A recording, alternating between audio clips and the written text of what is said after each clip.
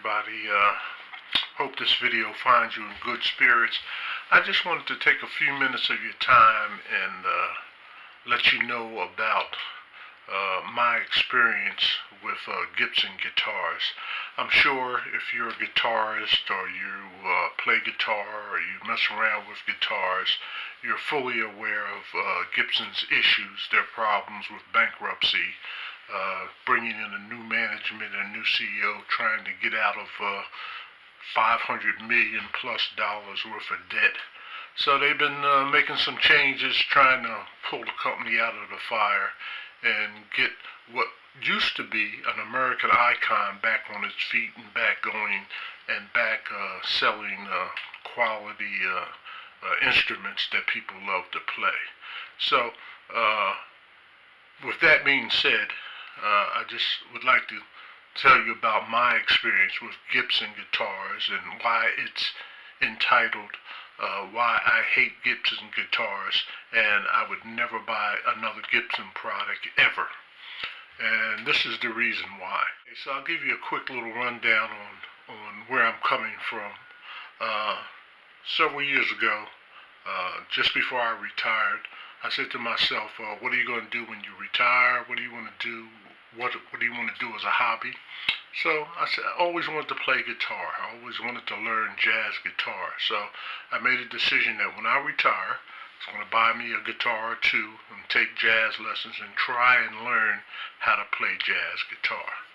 So after I retired, I bought a few guitars from different manufacturers, Fender and Squier, Ibanez, Paul Reed Smith, FEs, Hofner, Hohner, Greg Bennett, Eastman, you name it. I bought a lot of guitars. I even built a couple of kits, guitar kits, so I could learn how guitars are made, how they sound, the way that they do, why they perform, and the way that they do, and a lot of the aesthetics of guitar building, because I wanted to have a good idea of what makes a guitar tick. So I could pick out a good guitar for myself and get the kind of guitar that I really wanted. So I decided that the type of guitar for the type of players that I like, Joe Pass and Wes Montgomery and George Benson and Norman Brown and Chuck Loeb and the list goes on and on, Pat Metheny, Mimi Fox, were hollow body jazz boxes. So that's where I started. I started my search for a hollow body guitar, and I had to keep it under $1,000 with my budget. So I had a few from Ibanez and Eastman. So what I found over the years that with the wide hollow body archtop jazz guitars, the guitars would cut into this under portion of my arm. Your body at 69 ain't what it used to be. And it would kind of cut off my circulation. And I found after 10 or 15, half an hour of playing, I would have to get up and shake my arm and get the tingling out. My arm would go to sleep and reset the nerves, and get it back in order before I could go back playing again. So that started to bother me. So I came to the conclusion that what I really wanted was a small body or solid body guitar that I could get a jazz sound out. So doing my research on the net and around the web and YouTube, I found a lot of great guys playing jazz on solid body guitars that had some really beautiful sounds. So I concluded that I could find me a small body or solid body guitar that I could play jazz on. I know the amp is also part of the equation, but for right now I'm just sticking with the guitar. That I could get that kind of sound that I really like. So in my search one evening, I came across the Gibson Winter NAMM show, and they had a YouTube video about the show and all their new lineup. And in that new lineup, when I clicked on that, when I listened to the YouTube video, there was a young guy playing an ES-235, and I looked at it and I said, wow, that's the guitar that I've had in my head that I've been thinking about. Small body, maybe a little larger than a Les Paul, F-holes, semi-hollow, humbuckers, single cut. It was everything maple, spruce maple, wood. So I figured that would be a great guitar for jazz. And so I went about trying to do some more research and find out about it. I found out a lot of retailers had it. It wasn't a problem getting one at that time. Uh, so within my search, I found a retailer that was close to me, and I ordered the guitar. So let me also put in parentheses that when I buy a guitar like that was really kind of out of my regular price range, I had to sell some amps and some other guitars that I had to make up some of the difference because I just didn't have the money to outlay for that type of guitar. But I figured, hey, I'm retired. I'm going to move into a quality Gibson product. It's going to be great. Well, that's what I thought. But anyway, after I ordered the guitar, it only took about 2 days for the guitar to come. So as I said, the guitar arrived in a couple of days. It didn't take long to ship it at all.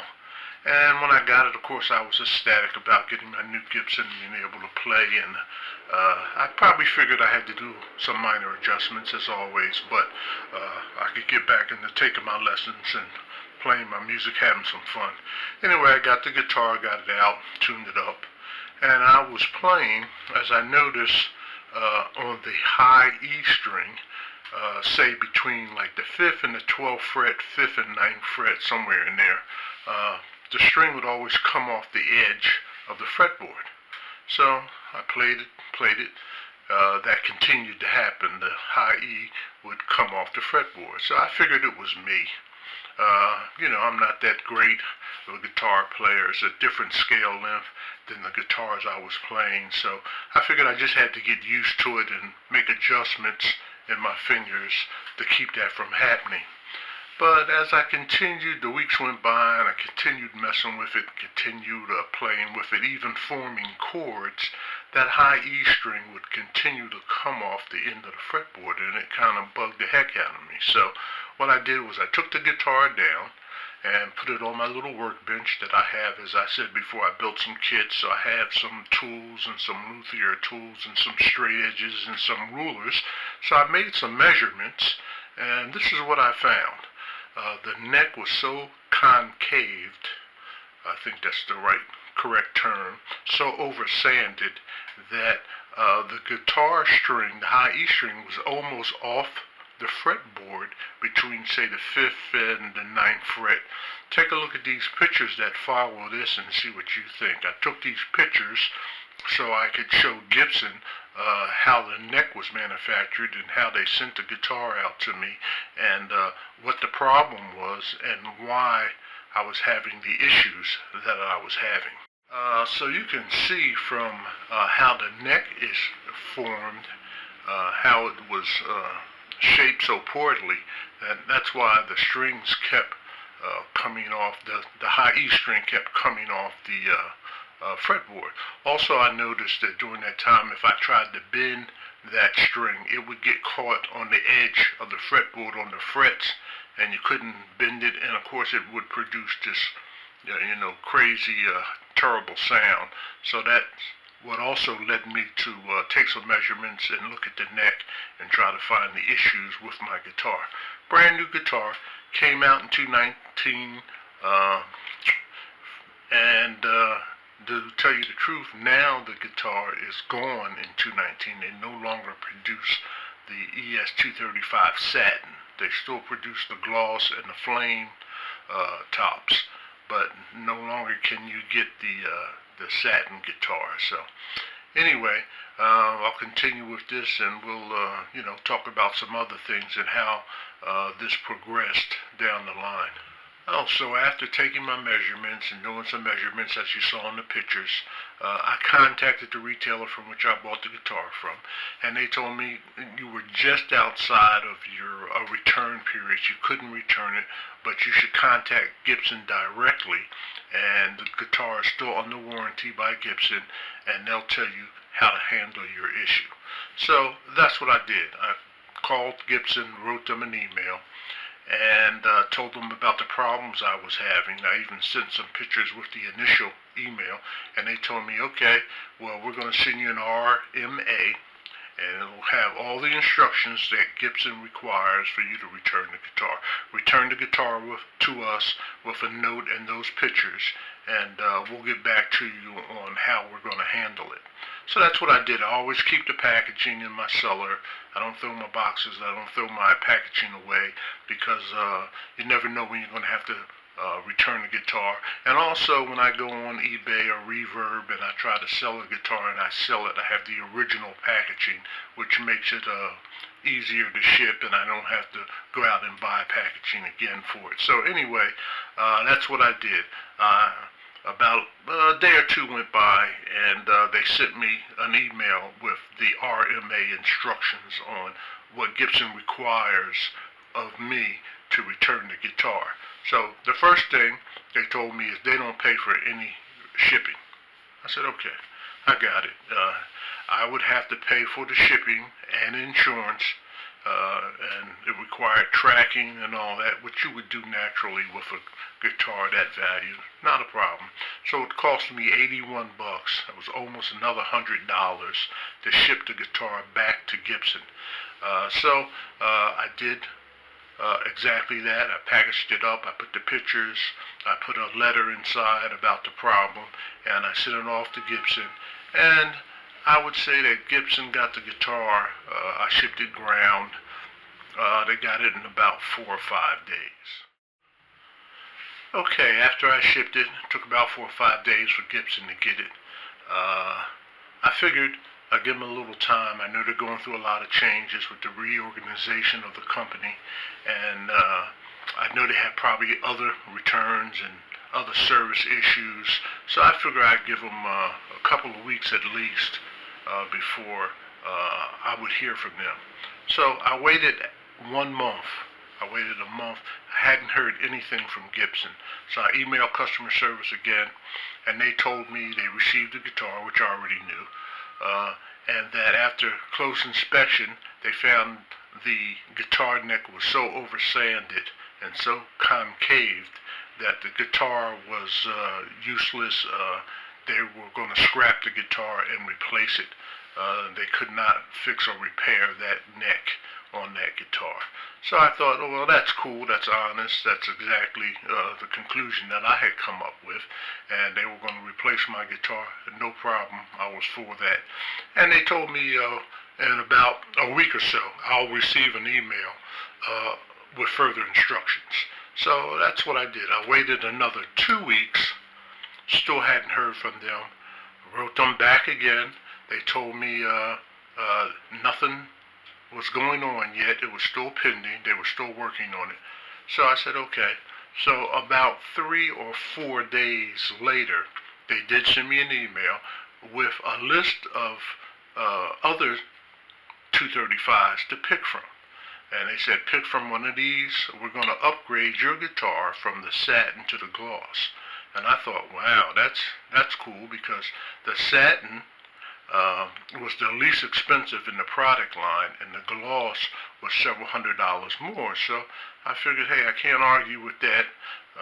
You're going to give me, even though I didn't ask for that, I just wanted what I had, but that was their choice, because I didn't know that in the interim they had discontinued the 235 satin. You couldn't get it anywhere anyway. They weren't shipping any more of those guitars, so they were kind of forced to upgrade me to the gloss guitar. So that was cool. So they told me that they would send me a letter of when that would happen, and I was to pick from this list and email that pick back to Gibson customer service, which I did immediately. It didn't take me long. I knew I wanted the black one, because the one I had was walnut, beautiful body, terrible neck. But anyway, black was close to that, so, you know, I'm kind of conservative when it comes to guitars and colors, so I picked the black. Okay, so after picking out the color, I sent the email into Gibson per their instructions, and I waited another 2 weeks or so. So now we're about 9 weeks in, 10 weeks into this whole thing. I still don't have my guitar. Still haven't heard anything back from Gibson. So I wrote them again. They said, hey, it's pending. We'll let you know as soon as the transaction is complete. I said, okay. So I waited and I waited and I waited. About another week went by. So now, like I said, we're in, about the 9th, 10th week of this whole thing. So I'm retired. My wife and I on Fridays, we get out and do our shopping. This is when we go out and do our little running around because no one's, everybody's at work. The streets are not crowded. The stores are not crowded anyway. But, so we go out and I open up the door and boom, I hit this box. And I'm like, what's this on my step? And I open the door, go out, and there on my front step is this giant Gibson box with Gibson USA across the front, like a neon sign, almost like a billboard. They didn't give me any notice that the guitar had been shipped. They didn't give me any tracking. They didn't give me any notification or email that it was coming in any way. It just showed up on my doorstep with this big sign, Gibson on the front. I mean, I live in a pretty nice neighborhood, but still, it was like, come steal me, come take me. If you like Gibson products, look here. Here's one right here on this guy's porch. And if my wife and I had left maybe an hour sooner, that guitar would have sat out there all day because we're gone most of the day, and who knows what had happened to it. I mean, not to give me any notice, not to send me an email that it was coming, no tracking, nothing. I think it's pretty poor customer service, especially with a guitar at that price.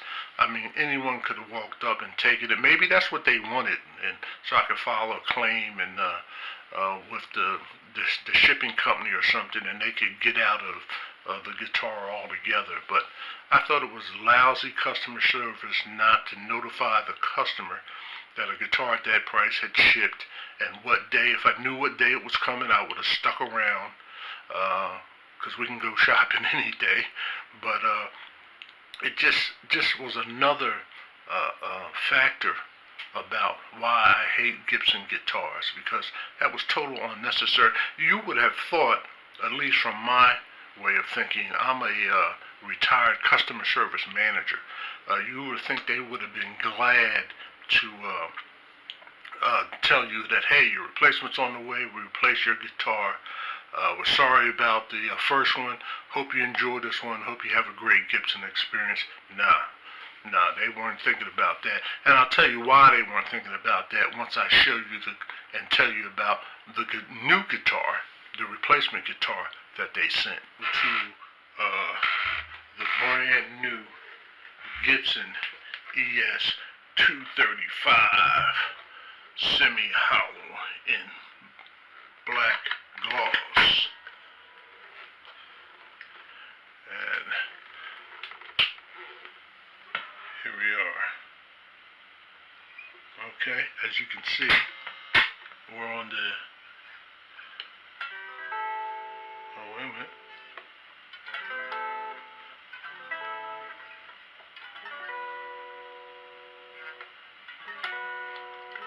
Oh, well, that's as loud as it will play.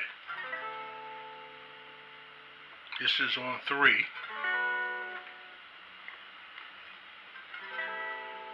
That's on 8. How about 10? That's 10. That's all the way up.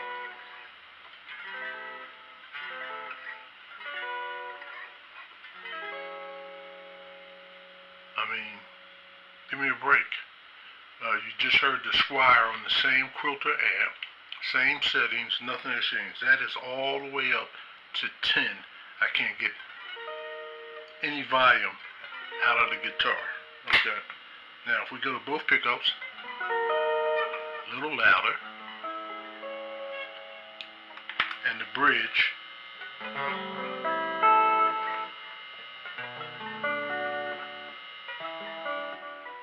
oops, there it goes, just cut out, that's going. So, this is the bridge pickup. As you can see, this is the bridge pickup at 10. None of the pickups work.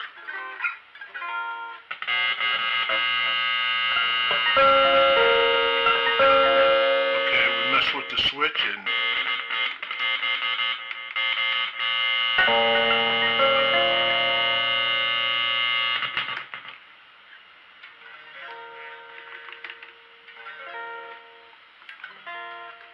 so there you have it, brand new out the box. It's about 2 hours old. Nothing.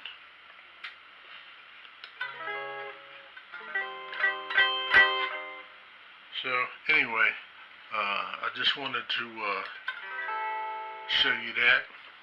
Again, this is the neck.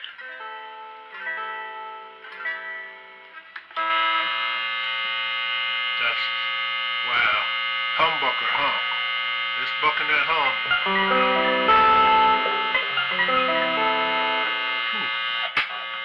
Unbearable. Man, what a lousy instrument. But anyway, the only thing I can do now is I guess I can just tear it apart, take it to my luthier guy and see if we can discover what the hell is wrong with this thing. And some more money spent. And I probably haven't had a week of good playing time on two ES-235s. Two of them I haven't had 7 days of playing enjoyment or being able to play without an issue with two different ES-235s. So if that's the kind of guitar you want to buy, that's the kind of guitar company you want to buy from, you know, good luck with that. But I tell you what, my money's not going there ever again. As we continue with my rant and rave about why I will never purchase another Gibson product, as you saw from the previous clips, the issues I've had with Gibson guitars. And I just wanted to add this to the commentary. With each guitar, I received this Gibson We Sweat the Details list. And it's a checklist, a quality checklist. Hope you can see that. Quality checklist of everything that was checked on the guitar before it was shipped. Exterior finish, top, back sides, playability, the action, intonation, buzzing, case, pre-pack checklist, warranty card. This is another piece of BS that Gibson includes in their guitars. There is no way in that this could have been checked, that the guitar that they sent me could have been checked, the electronics could have been checked, but it is checked off here, that it was checked and it was in proper working order. As you can see and hear from the guitar, that is not the case. So this is another bunch of crap. They probably got a drawer full of these already filled out, and they just pull them out and throw them in the guitar box, hoping that you'll think the guitar was checked. But no way in hell was that guitar checked for electronics, unless of course there's some electronics somewhere on the guitar that I haven't discovered yet. Maybe there's some secret electronics. And the person who checked this, and I'm not going to repeat any names, I'm not trying to go there, but the initials are PJG. So PJG, this is your inspection of my guitar. All I can say about your quality control, if I was your manager and you sent this guitar out to a customer the way you sent it to me, and you checked it off that you checked it, you'd be filling out your resume right now for a job somewhere else, because terrible customer service. Again, this is just another point of why Gibson is in trouble, why people are turning their backs on Gibson and going to other guitar manufacturers. It's just simple little things like this. Full checklist that wasn't checked. So the person who was responsible for this, I think you're in the wrong career You need to be maybe in dog walking or maybe gardening, lawn care during the summer or something, but quality control is certainly not your forte. Okay, so I'll continue with this and I'll show you some other things that made me come up with this video, and we'll continue on. Okay, so there you have it. That's my little video. I hope you guys, I didn't bore you to death. I know it was a lot of talking, but I had a lot to say on the subject. As I said, I'm no great guitar player, but I know what I like, and I know quality when I see it, when I play it, when I hold it in my hands. At the end of all this experience that I had with my Gibson guitars, I figured out who Gibson should sue. And Gibson should really sue Gibson. You know, that's who they should really sue. They should really sue them damn selves. And maybe that would help turn management and turn the company around and open up their eyes to what's going on. Take a little pride and a little effort into reestablishing the quality, the pride, and the workmanship in their very expensive guitars. I think about maybe the first player or a young player who's maybe saved his money, who's worked hard, who wants to play, and who has gone out to his dealer and purchased a guitar like I did and gotten an instrument like that. It can be very disheartening. We have no sound.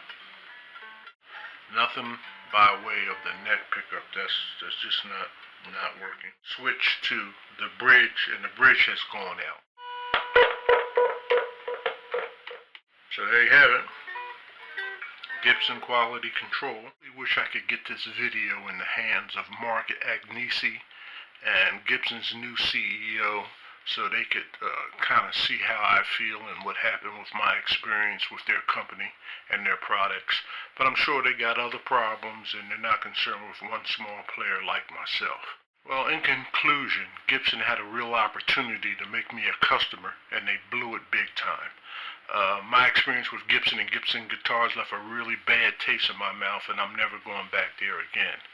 I think that maybe they think that perhaps they sent me a little better instrument than the one that I had, and even though it doesn't work and you can't play it, I should be happy. I should shut up and go my way. And so that's really why I kind of made this video, and why I'm kind of ranting and raving about my experience with Gibson Guitars. But I want you to understand also that these are my words, my own experience. This is my rant, and it doesn't pertain to everything and everybody. And if you're considering buying a Gibson product, a Gibson guitar, I sincerely hope that you get a good instrument, that you love it, it plays well, and that you enjoy playing it. Because I feel like guitar players, we're all kind of kindred spirits. We're all connected through the music and the love of our instruments. So with that being said, I really thank you for taking the time out to view my video, and I wish you peace, and I hope you have a great day.